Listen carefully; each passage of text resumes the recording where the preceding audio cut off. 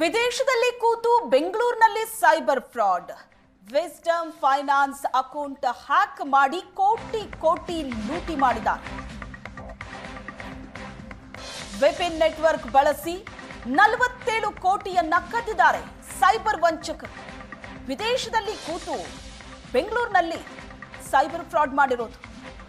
Wisdom finance account ಅನ್ನೇ hack ಮಾಡಿ ಕೋಟಿ ಕೋಟಿ ಹಣ ಲೂಟಿ ಮಾಡಿದ್ದಾರೆ ಸೈಬರ್ ವಂಚಕರು.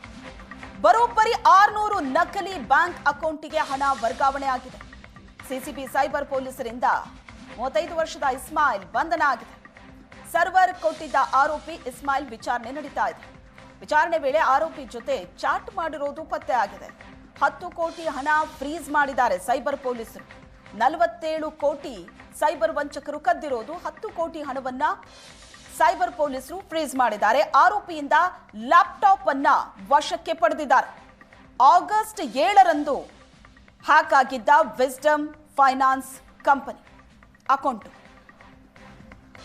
ಆಗಸ್ಟ್ 9ರಂದು ಮಾರ್ತಳ್ಳಿಯ ವಿಸ್ಡಮ್ ಫೈನಾನ್ಸ್ನ ಮ್ಯಾನೇಜರ್ ದೂರು ಕೊಡ್ತಾರೆ. ಸಿಸಿಬಿ ಸೈಬರ್ ಠಾಣೆಯಲ್ಲಿ ಎಫ್ಐಆರ್ ದಾಖಲಾಗಿದೆ. ತನಿಖೆ ಕೈಗೊಂಡ ಪೊಲೀಸರು ರಾಜ್ಯ ಹೈದರಾಬಾದ್ನಲ್ಲಿ ಹುಡುಕಾಟ ನಡೆಸಿದ್ದಾರೆ.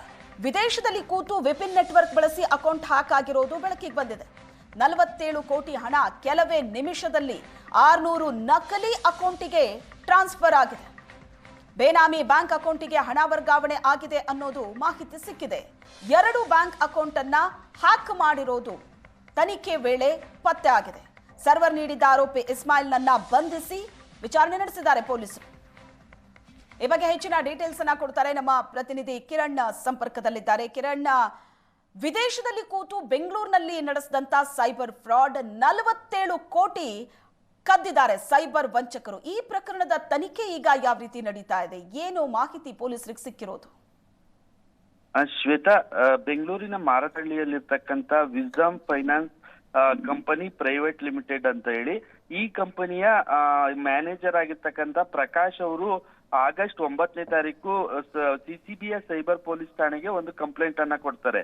ನಮ್ಮ ವಿಸ್ಡಮ್ ಫೈನಾನ್ಸ್ ಅಕೌಂಟ್ ಹ್ಯಾಕ್ ಆಗಿರ್ತಕ್ಕಂಥದ್ದು 6ರ ನೈಟು ಮತ್ತೆ 7ನೇ ತಾರೀಕು ಹ್ಯಾಕ್ ಆಗಿದೆ. ಅದರಿಂದ ಸುಮಾರು 47 ಕೋಟಿ ಹಣವನ್ನ ಸೈಬರ್ ವಂಚಕರು ತೆಗೆದುಕೊಂಡಿದ್ದಾರೆ ಅಂತ ಹೇಳಿ ದೂರನ್ನ ಕೊಡ್ತಾರೆ. ಮತ್ತೆ ಸಿಸಿಬಿ ಸೈಬರ್ ಪೊಲೀಸ್ ಠಾಣೆಯ ಪೊಲೀಸರೇನು ಪ್ರಕರಣ ದಾಖಲಿಸಿಕೊಂಡು ತನಿಖೆ ನಡೆಸ್ತಾರೆ.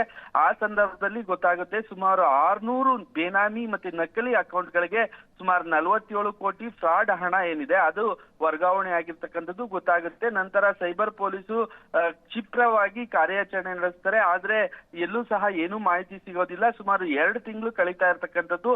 ಹೈದರಾಬಾದ್, ಬೆಂಗಳೂರು ಮತ್ತೆ ಕರಾವಳಿ ಭಾಗದಲ್ಲೂ ಸಹ ಆರೋಪಿಗಳಿಗಾಗಿ ಹುಡುಕಾಟ ನಡೆಸ್ತಾರೆ.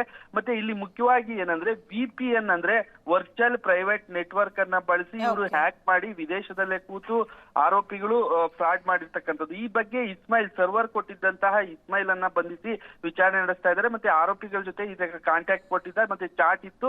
ಆತನ ಲ್ಯಾಪ್ಟಾಪ್ ಕೂಡ ವಶಪಡಿಸಿಕೊಂಡು ಈಗ ತನಿಖೆ ನಡೆಸ್ತಾ ಇರ್ತಕ್ಕಂಥದ್ದು. ದೊಡ್ಡ ಮಟ್ಟದಲ್ಲಿ ಫ್ರಾಡ್ ಆಗಿರ್ತಕ್ಕಂಥದ್ದು. ವಿಸ್ಡಮ್ ಫೈನಾನ್ಸ್ ನ 2 ಅಕೌಂಟ್ ಗಳನ್ನ ಹ್ಯಾಕ್ ಮಾಡಿ ಅವರ APN ಬ್ಯಾಂಕ್ ನ APN ಬಳಸಿ ಹ್ಯಾಕ್ ಮಾಡಿ ಹಣ ಕದ್ದಿದ್ದಾರೆ ಅನ್ನೋ ಆರೋಪ ಇರ್ತಕ್ಕಂಥದ್ದು. ಸದ್ಯ ತನಿಖೆಯನ್ನ ಪೊಲೀಸರು ಮುಂದುವರಿಸಿದ್ದಾರೆ. ಶ್ವೇತಾ, ಥ್ಯಾಂಕ್ ಯು ಕಿರಣ್ ನಿಮ್ಮೆಲ್ಲ ಡೀಟೇಲ್ಸ್ಗೆ.